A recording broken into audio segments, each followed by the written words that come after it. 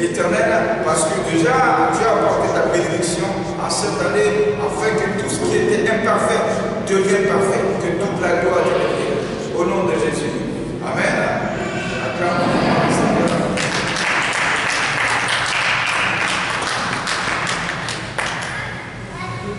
Gloire à Dieu. Nous sommes en train de prier. Et nous parlons de l'amour et la paix.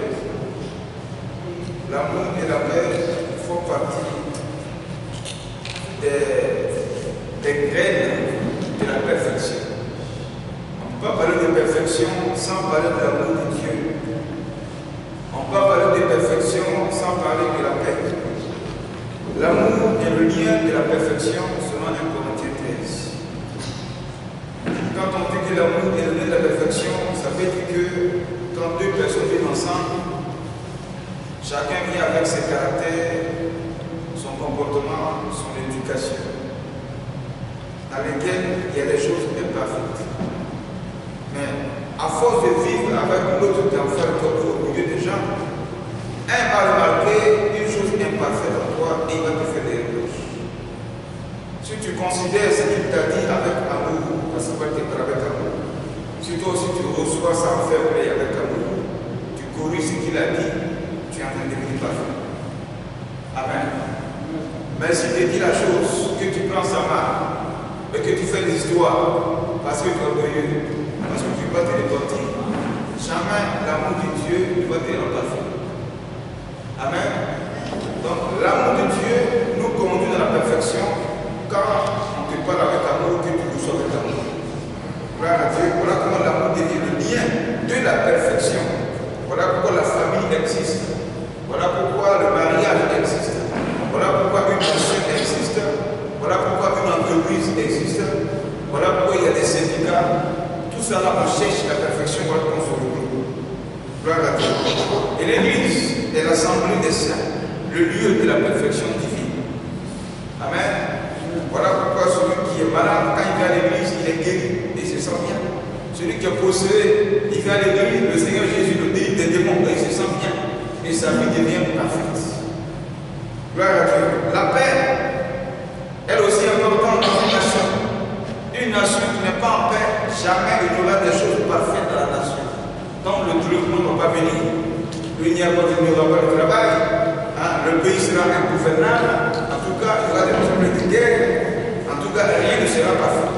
Donc la paix est aussi une graine de la perfection. C'est très important. Gloire à Dieu. Par rapport à ce qui se passe en Turquie, c'est une guerre spirituelle. Ce que vous devez savoir, on parle de tremblement de terre, ok, c'est vrai. Mais la Turquie et la Syrie font partie de la Bible, où les apôtres font aller prêcher l'évangile. C'est sur la route de Damas. Damas est la capitale de la Syrie.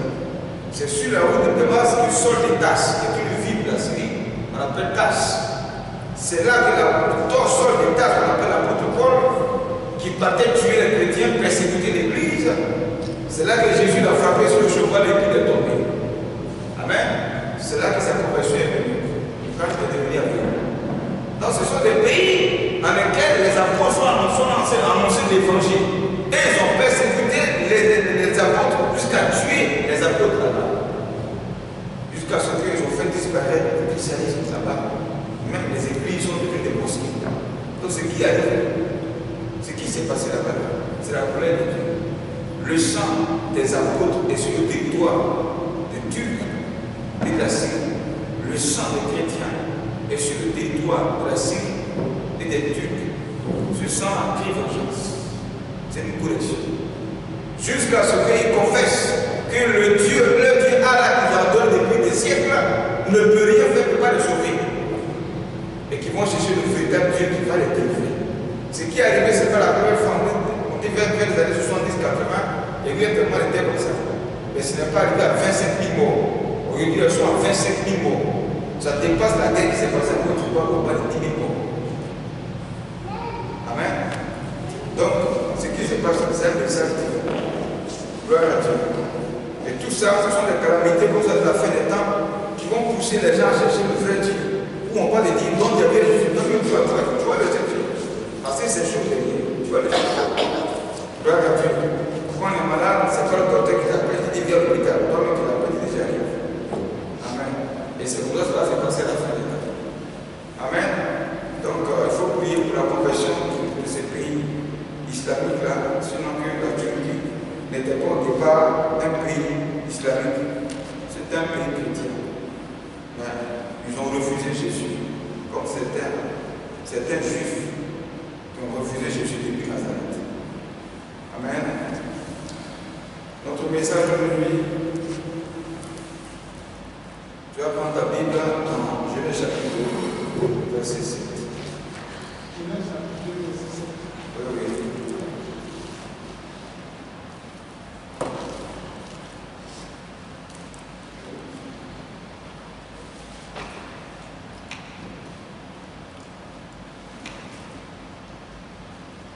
Les 7 églises n'ont pas l'Apocalypse, la Odyssée, Philadelphie, tout ça.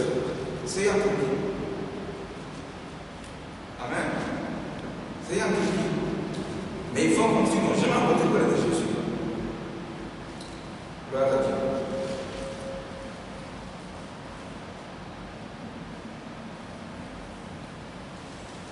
Genèse chapitre 2, verset 7.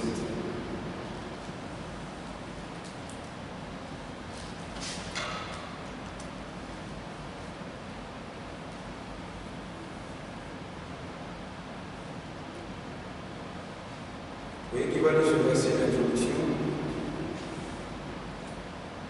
Genèse chapitre 2, verset 7. L'Éternel Dieu forma l'homme de la poussière de la terre. Il souffla dans ses narines un souffle de vie, et l'homme devint un. Amen. L'Éternel, la version suivante, l'Éternel Dieu forma l'homme de la poussière de la terre. Il souffla dans ses narines un souffle de vie. Et l'homme devint une âme vivante. Notre thème aujourd'hui, c'est 2023. Que possède ton âme pour ta prospérité?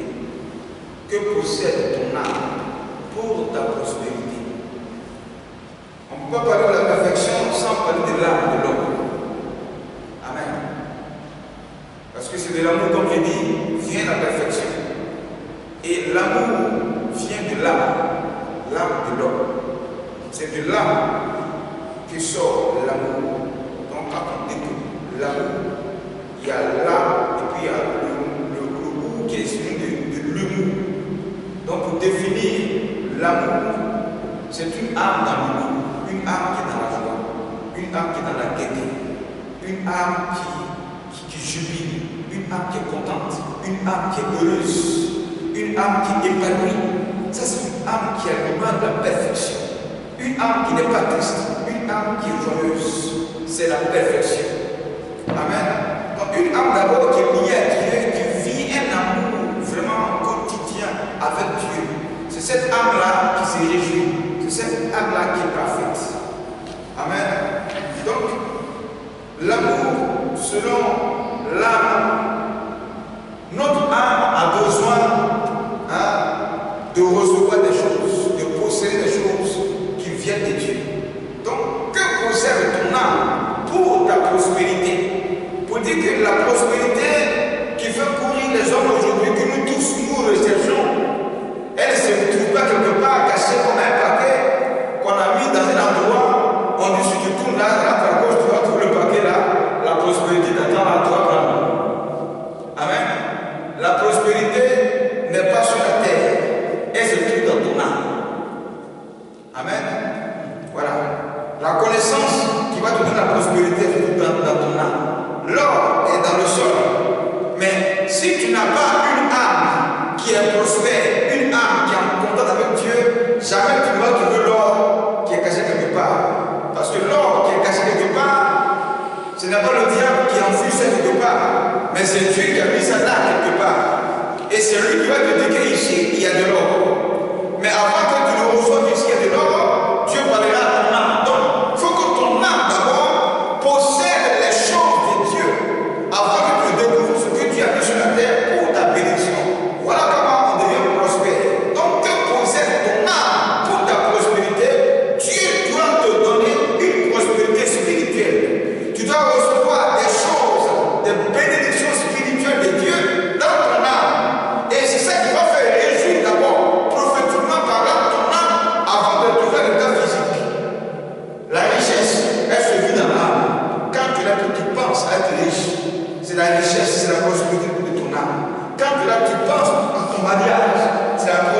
c'est la prospérité de ton âme. Quand tu l'as vu, tu penses, comment tu seras grand? C'est la prospérité de ton âme. Donc, ce que tu vois, la prospérité physique et naturelle qu'on retient sur la terre, elle se vit prophétiquement dans notre esprit, dans notre âme. C'est pourquoi ce que tu penses, c'est ce qui va t'arriver. Amen. Quand moi je pense très fort à quelqu'un, il m'appelle. Le samedi, je suis passé. Je travaillais et je pensais très fort à Tom aussi. Le chant de Tom aussi. Vous le connaissez? Tom aussi. Oui, ça fait avant Tom à moi ici. Voilà. Maintenant, c'est converti depuis 2000. Ça s'appelle Tom aussi. Voilà. Donc, il était ici, dans une vie qui est juste après le Parfois. Maintenant, il est parti en Angleterre. Donc, j'ai pensé à lui, comme j'ai changé de téléphone, j'ai pris son numéro. Donc, il dit au Seigneur, il faut dire à Tom de m'appeler. Il m'a donné. Et le lundi, mon téléphone sonne, il m'appelle. Il m'appelle. Il dit, ah oui. C'est le petit dit dans sa bouche. Il dit, ah oui, donc on s'est posé. Il dit, ah ben, j'ai vu ton profil là, mais vraiment, c'est pourquoi je t'ai appelé. Il dit, moi aussi, j'ai pensé à toi le samedi. Il dit, ah, c'est Dieu. Amen. Donc, ce que tu penses, c'est ce qui t'arrive. Donc, qu'est-ce que ton âme possède pour que physiquement tu puisses les avoir? Donc, si ton âme est tout le temps dans la tristesse, dans l'angoisse, dans les pleurs, comprends que c'est ce qui va t'arriver. Voilà pourquoi tu dois te faire pour que ton âme soit prospère en ayant une connexion divine. Voilà comment déjà tes pensées, ton âme sera parfaite. Si ton âme est parfaite spirituellement, ce que tu vas voir autour de toi aussi sera parfait. Voilà comment les choses marchent. Donc rien n'arrive sur la terre, dans l'homme, de votre voisin. Tout se vit dans l'esprit.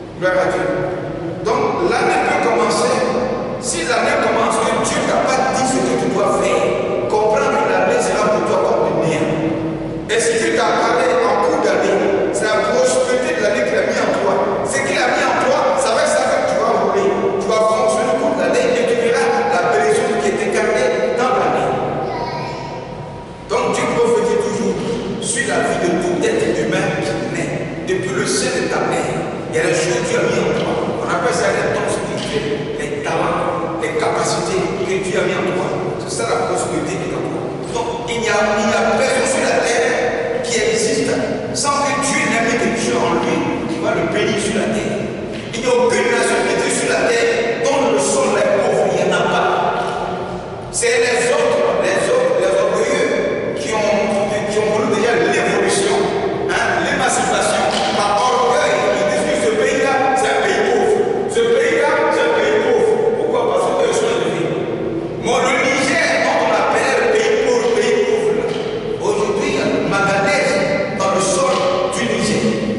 Il y a le pétrole qui sort dans le sol, de l'or qui sort dans le sol du Mali.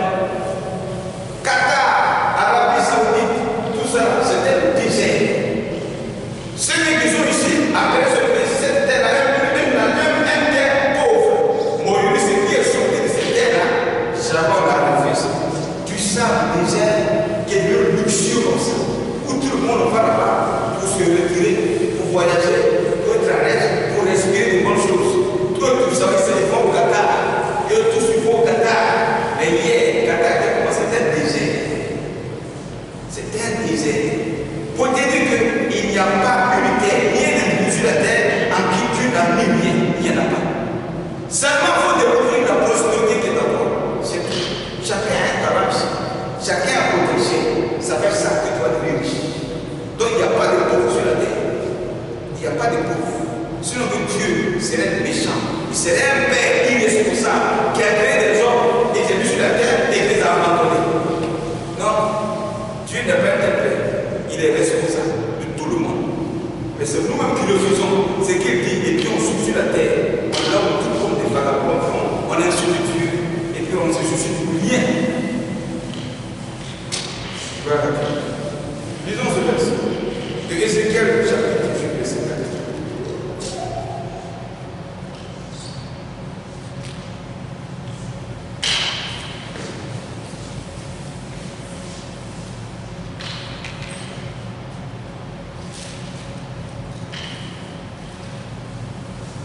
C'est qui a défini cet homme?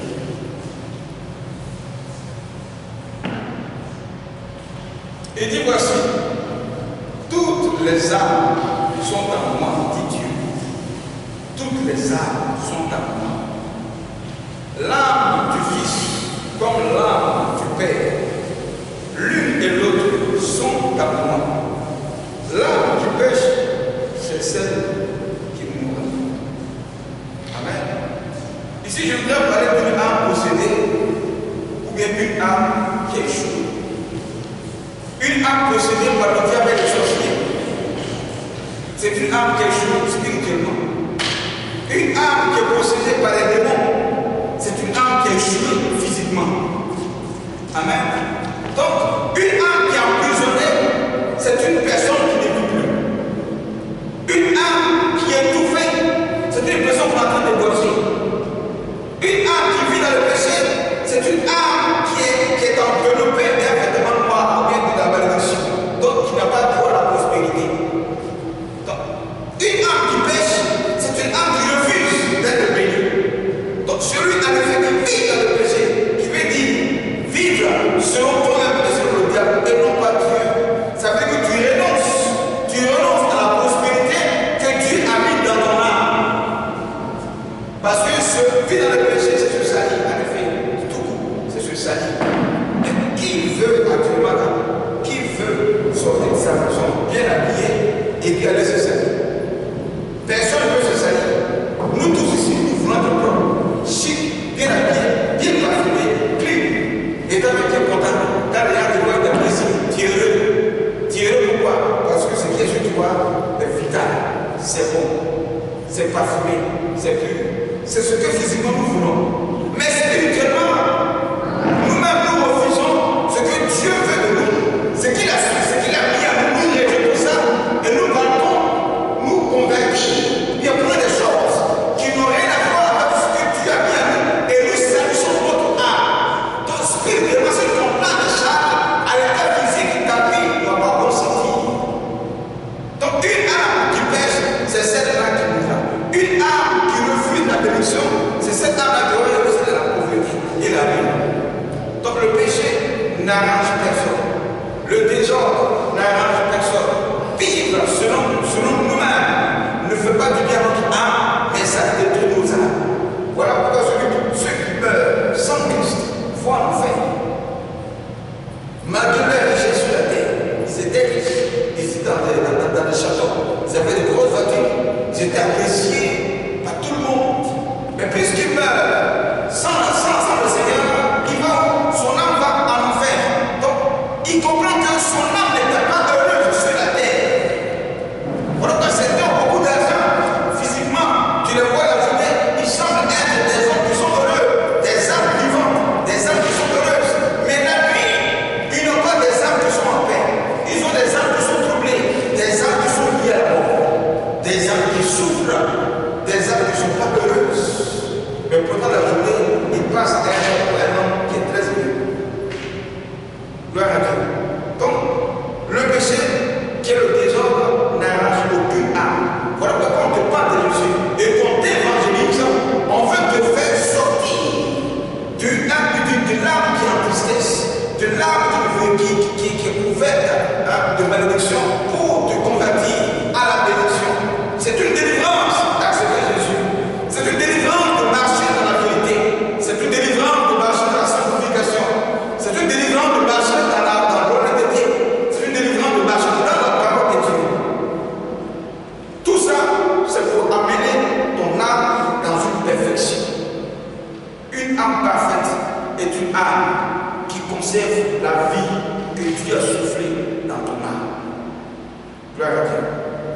Donc l'âme qui pêche, elle est déjà en guerre contre Dieu. L'âme qui pêche a refusé la prospérité de Dieu. Et si tu refuses la prospérité de Dieu, tu auras accepté la malédiction de Dieu. Voilà ce que ça veut dire. Voilà pourquoi ne donne jamais l'occasion à Satan de poser ton âme à travers un péché. Voilà pourquoi la repentance, il faut la faire de façon quotidienne. De la même manière comme je dis que chaque jour on va se lever dans la douche, c'est parce que tu sens et la joué sur toi.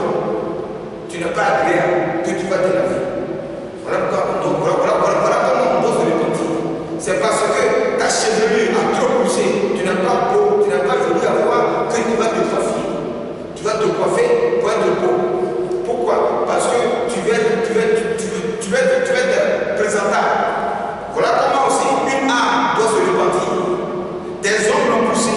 Il y a des déchets noirs dans tes ongles. C'est pas joli à voir. Tu vas tailler ça. Tu grasses ça bien. Tu dis ce soir pourtant tu regardes ça. Toi-même tu es content. C'est l'effet de ton âme qui est dans la voie. Ça veut dire que notre corps a besoin d'être en détenu pour que nous nous sentions en bonne santé et à l'aise.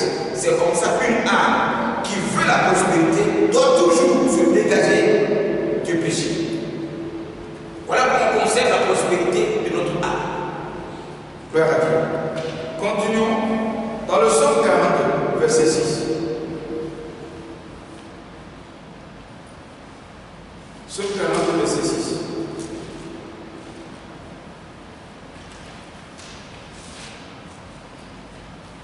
Il dit quoi? Il dit pourquoi t'as battu mon âme et gémis-tu au-dedans de moi? Espère en Dieu, car je le louerai encore. Il est mon salut et mon Dieu.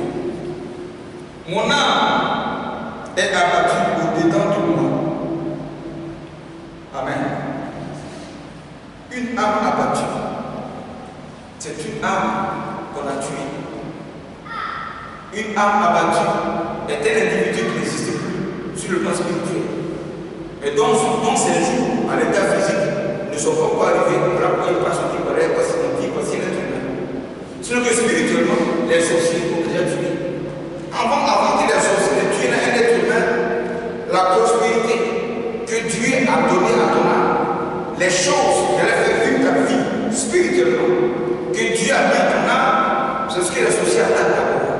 Ils tuent d'abord tout ce qui peut t'enrichir sur la terre à travers ton âme. En effet, ils volent les grâces de Dieu, comme des sorciers volent l'intelligence des enfants. Quand on dit sorcier a volé l'intelligence de l'enfant, c'est ce qui a l'air d'un enfant prospère sur la terre, dans son âme, qu'on a volé. Donc si on a volé, c'est que cet enfant-là, il sera malheureux, il ne va pas réussir sur la terre.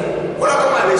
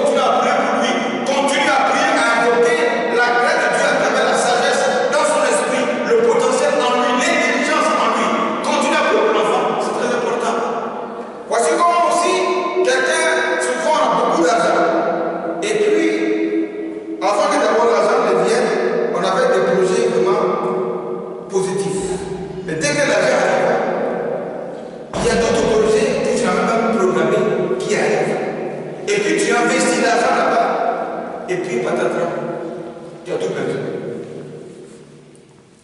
Spirituellement, les projets qui sont venus en second ne sont pas les projets de Dieu, n'est pas lié à la prospérité de Dieu, mais ce sont des projets dévoreurs qui viennent pour dévorer la prospérité physique que tu as à travers l'argent pour continuer à mettre ton âme dans une angoisse, à le fait d'abattre ton âme, tuer ton âme, te décourager.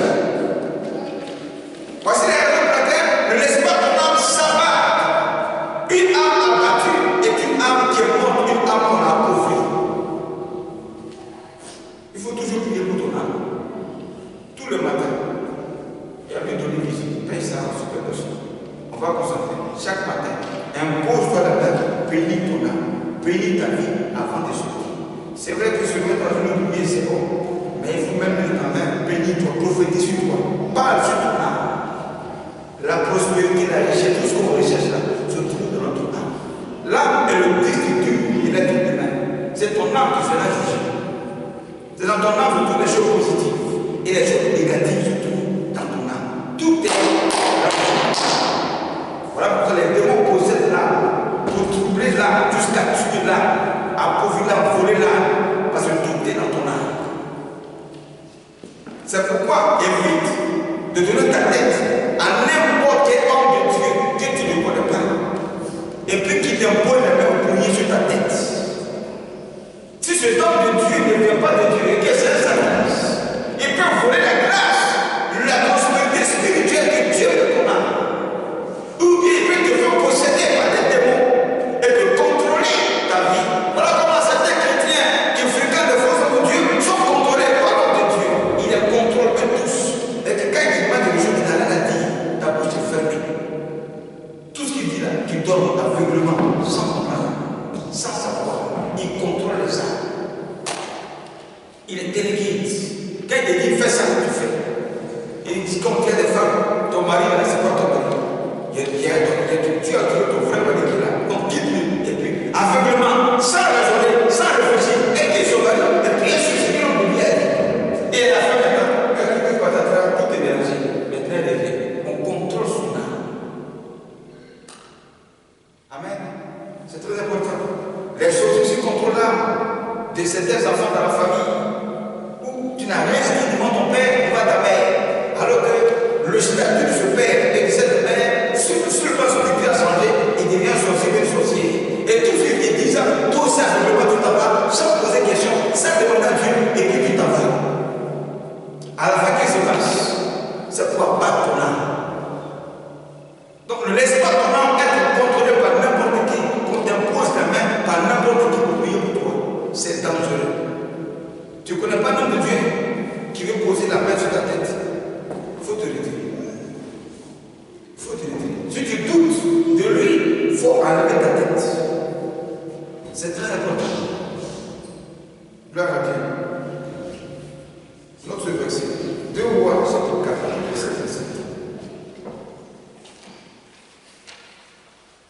2 Rois 4, verset 7.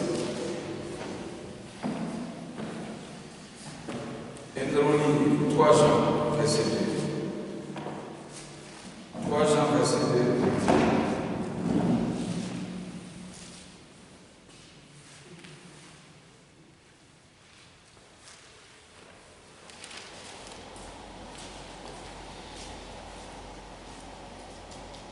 Et aussi la consécration.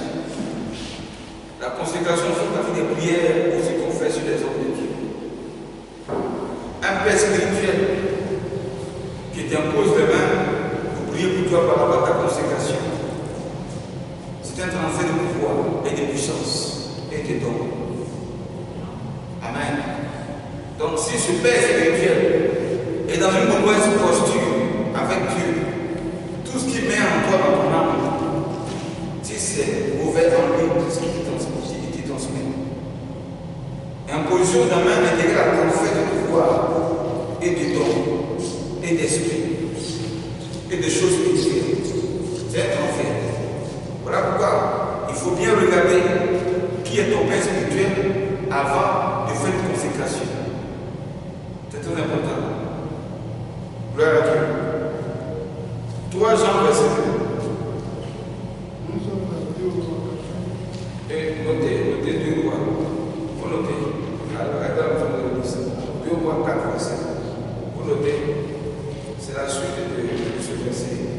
Ézéchiel 18:4. Une âme possédée est une âme qui est échouée. Voilà pourquoi il faut penser aussi à sa délivrance.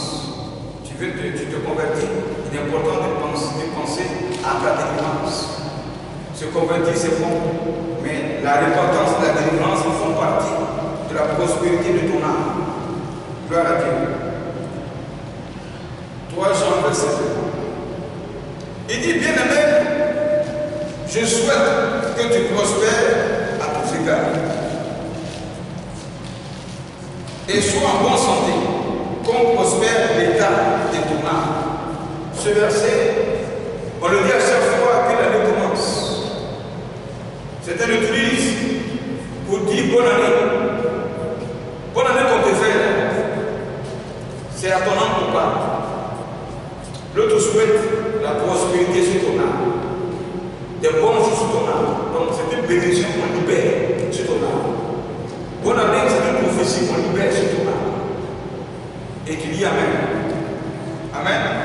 Donc il dit, je souhaite, c'est une prophétie, je souhaite que tu prospères à tous égards, qu'on prospère l'état de ton âme. Donc la prospérité dont je parle est spirituelle d'abord. Elle commence par ton âme. L'âme est la deuxième entité de l'être humain. Le corps que nous sommes, l'âme vient en deuxième position. Après ton esprit vient ton âme. Après ton âme vient ton corps. Donc l'âme est au milieu entre l'esprit et le corps. L'âme reçoit des messages de Dieu à travers l'esprit. Donc Dieu parle à l'esprit. Et comme l'esprit n'est pas un être physique, il passe à l'âme. L'âme qui est l'être invisible de l'être humain. Et quand l'âme reçoit dans le commandement, les ordonnances de Dieu par l'esprit, maintenant l'âme dit au corps, mets en mouvement. Et puis le corps se met en mouvement. Et tu bouges, tu prends les actes. Et tout ça vient d'une décomposition de l'esprit, de l'âme et du corps. Amen.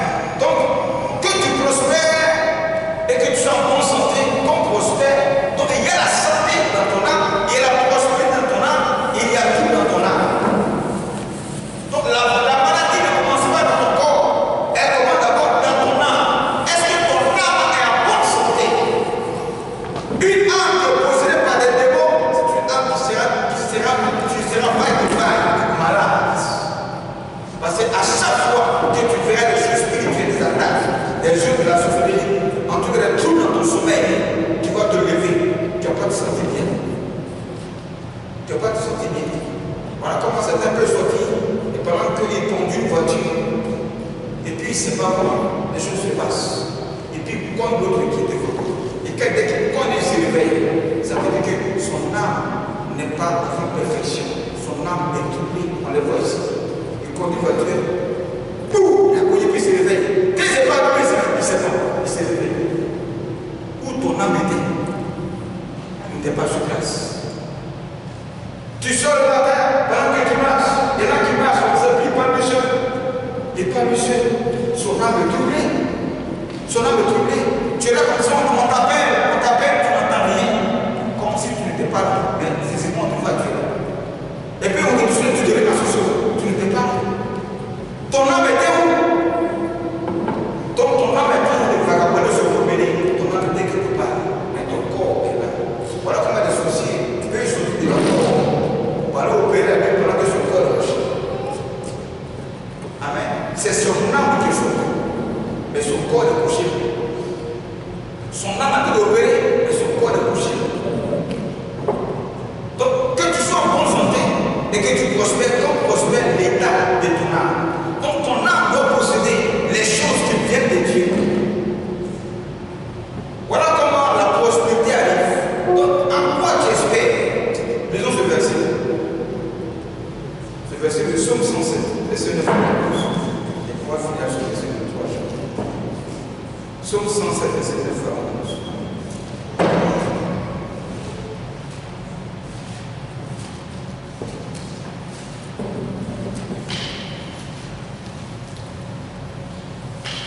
Psaume 107, verset 9 à 12.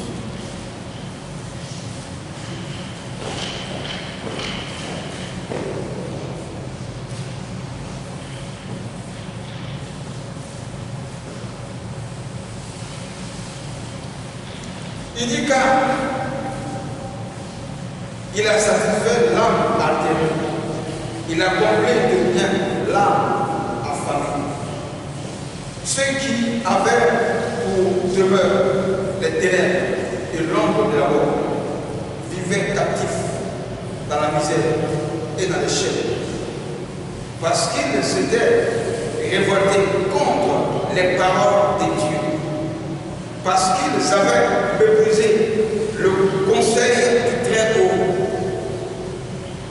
Voilà d'où vient l'appauvrissement d'une âme. Quand tu rejettes ce que Dieu te dit de faire, quand tu n'acceptes pas la volonté de Dieu, et que tu veux faire toi ta volonté, quand tu veux marcher par la chair et refuser de marcher par l'esprit, comme je dis, c'est l'esprit à qui reçoit les paroles de Dieu et qui les transmet à l'âme.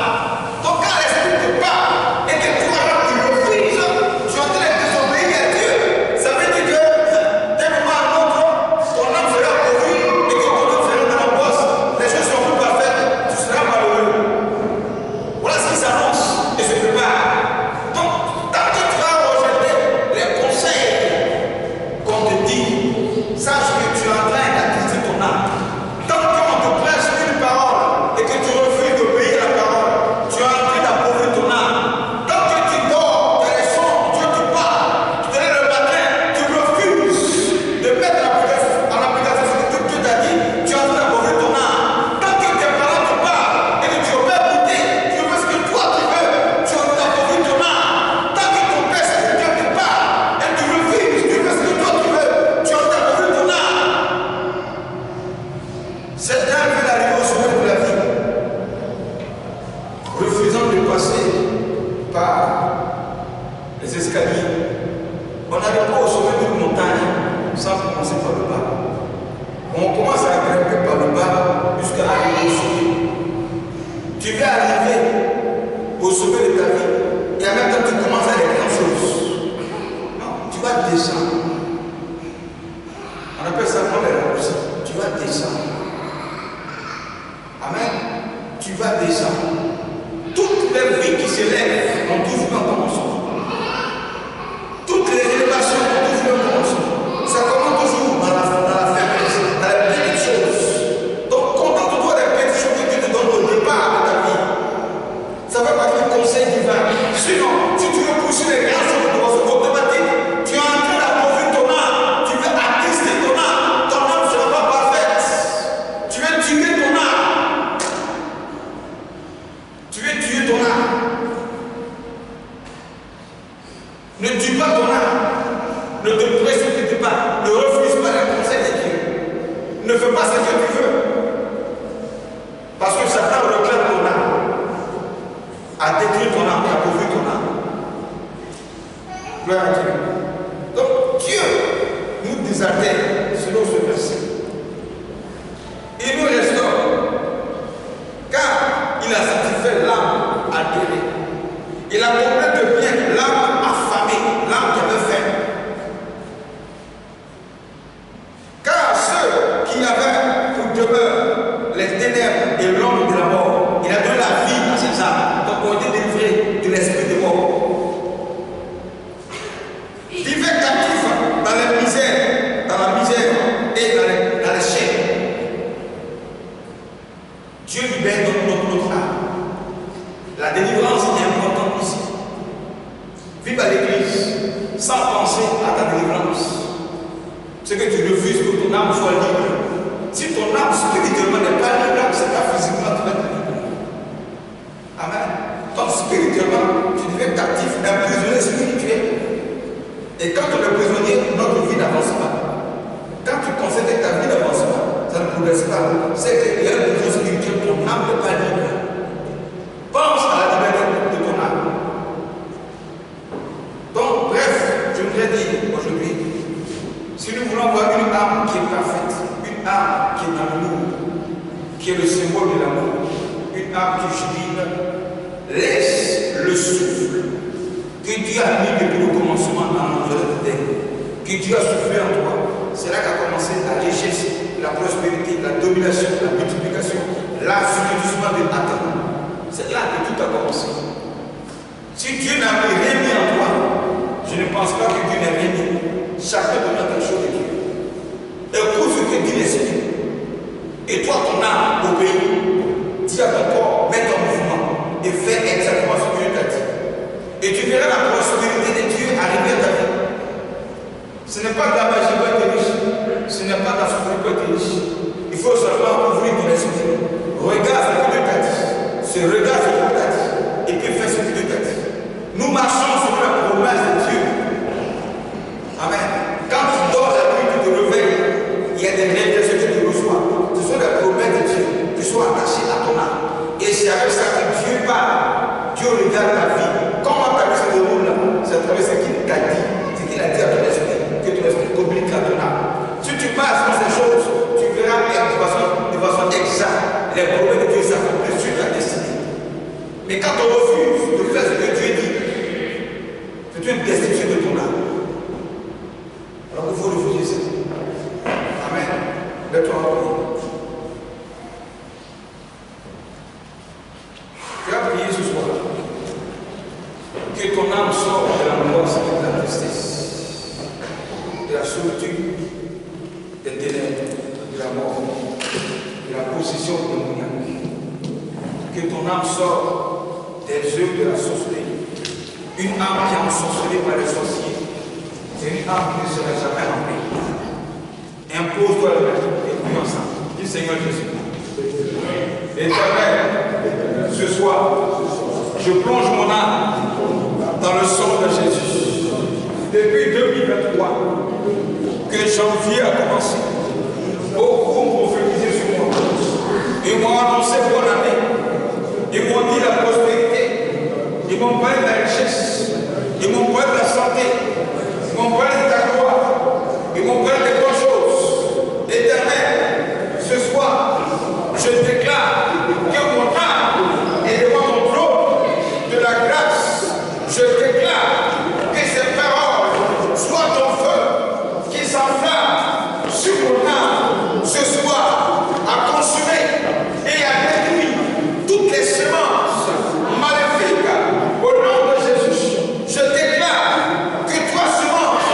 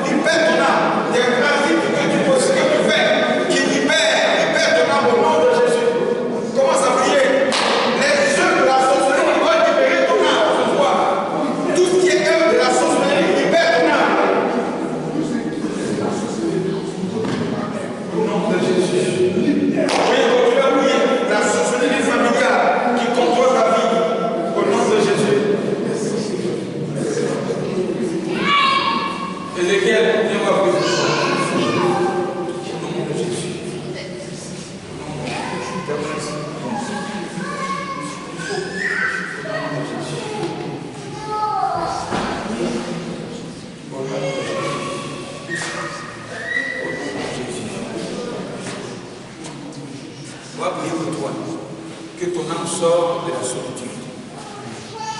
Que ton âme sorte de la solitude. Voilà. Que tout ce qui est vide soit complet. Dieu dit qu'il n'est pas bon que l'homme soit seul. Avec un H. Et l'ennemi a dévoré le passé. C'est ce passé-là, tu vois le brûler. Amen. Et penser aux choses nouvelles qui doivent arriver. Amen. Seigneur, je te bénis. Nous voulons te recommander l'âme de ta servante. Je déclare que ce vide qui possède son âme, ce vide sans. Je déclare que la solitude qui a enveloppé son âme est brisée au nom de Jésus-Christ. Tu as dit qu'il n'est pas bon que l'homme soit seul. Il n'est pas bon qu'elle soit seule. Cela veut dire que cela est dangereux. Je déclare que tout danger lié à la solitude qui a enveloppé son âme sort et libère son âme au nom de Jésus-Christ. Je déclare que sa vie maritale sort du désert. Je déclare que sa vie maritale sort du désert. Et que ce vide soit complet. Ce vide soit complet. Car tu as pris Ève et tu l'as envoyé vers Adam. Tu as pris Rebecca, tu l'as envoyé vers le sceptre d'Abraham. Tu as pris Ruth la Moabite, tu l'as envoyé vers Boaz. Tu as pris, ô Éternel, Esther, tu l'as envoyé vers le roi Cyrus. Je déclare que tu l'envoies vers Pharaon. Et que ce passé qui a été dévoré et qui a attristé son âme soit rebâti. Je déclare que la muraille matrimoniale de sa vie soit reconstruite au nom de Jésus-Christ, afin que toute la gloire te revienne. Je déclare la perfection de ton amour dans son cœur, afin que ton nom soit glorifié et que son âme soit en paix, son âme soit heureuse au nom de Jésus. Amen. C'est ce qu'il a dit.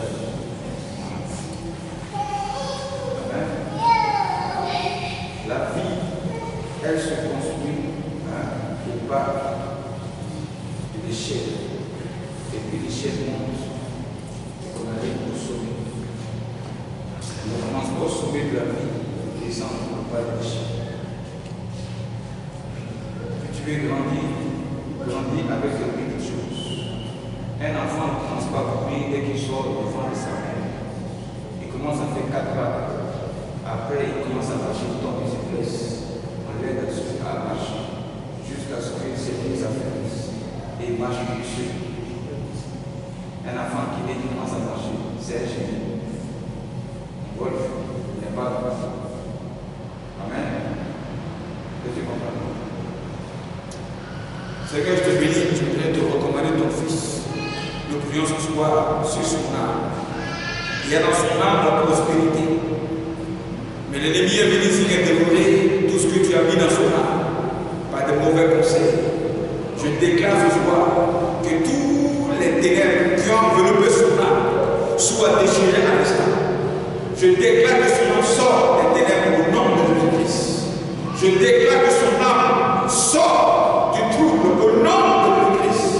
Je déclare que son âme sort de la poisse au nom de Jésus. Je déclare que la honte libère son âme. Je déclare que l'échec libère son âme au nom de Jésus. Mais donne à son âme de recevoir les paroles qui sont communiquées par ton esprit, afin qu'il marche avec obéissance, afin qu'il marche dans ta parole, afin qu'il marche dans tes voies, et que jamais il n'échoue. Je déclare et